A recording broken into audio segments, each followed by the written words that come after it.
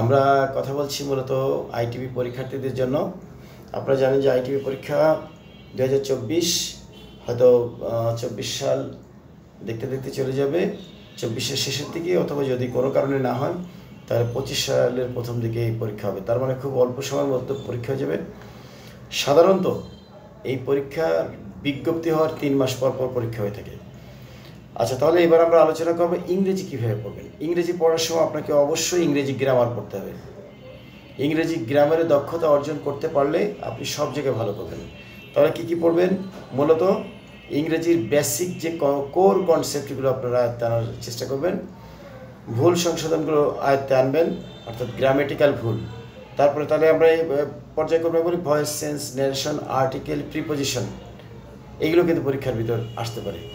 Article দিতে পারে, খুবই সিম্পল বিষয়, বা নির্দেশক বা ডিটারমিনারগুলো দিতে পারে।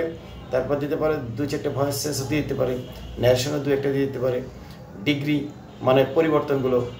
তারপরে দিতে পারে কিছু সাইনোনিম, অ্যান্টোনিম দিয়ে আপনাকে বলতে পারে যে এটার বিপরীত শব্দ কী বা এটার সমশব্দ কী।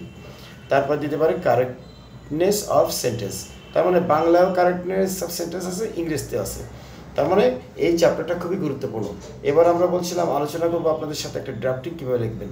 তাহলে কিছুক্ষণ আগে আপনাদের সাথে বাংলায় ড্রাফটিংয়ের যে সিস্টেমটা বললাম, একইভাবে ইংরেজিতেও যদি কোনো ড্রাফটিং আসে সাধারণত ডেপুটি কমিশনার অফ ট্যাক্সেস বরাবর একটা অ্যাপ্লিকেশন লিখতে হবে।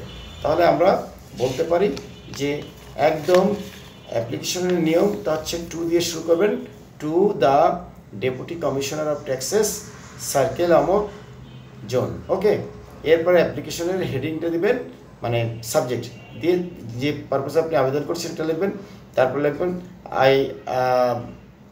বডিটা লিখবেন, বডিটা লিখে আই দেয়ারফর হোপ, হ্যাঁ এই যে লিখে তারপরে ইয়োর্স ফেইথফুলি বা ইয়োর অবলাইজড বাই লিখে সিগনেচার দিবেন। এই সিম্পল ড্রাফটিংটা আসার সম্ভাবনা ধরে নেন আসতে পারে। যদি কোনো ড্রাফটিং আসে সাধারণত এরকম ড্রাফটিং আসবে, খুবই সিম্পল। আপনি একটু প্র্যাকটিস করতে পারেন, প্র্যাকটিস করলে সহজে যাবে।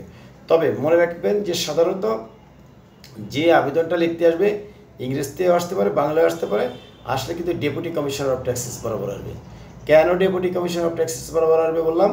কারণ হচ্ছে উপকর কমিশনার অফিস হচ্ছে সমস্ত চিঠিপত্র লেনদেনের প্রথম স্তর। আশা করি আপনারা ভিডিওতে কিছু শিখছেন। যদি শিখেন তাহলে এই ভিডিও করার সার্থক হচ্ছে। ধন্যবাদ। আসসালামু আলাইকুম।